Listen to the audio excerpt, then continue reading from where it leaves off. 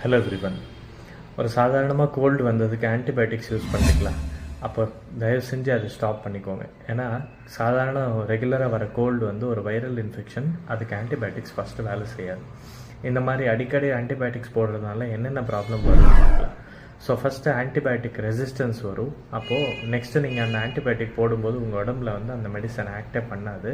அதனால் டிசீஸ் வந்து வேர்ஸ் ஆகும்.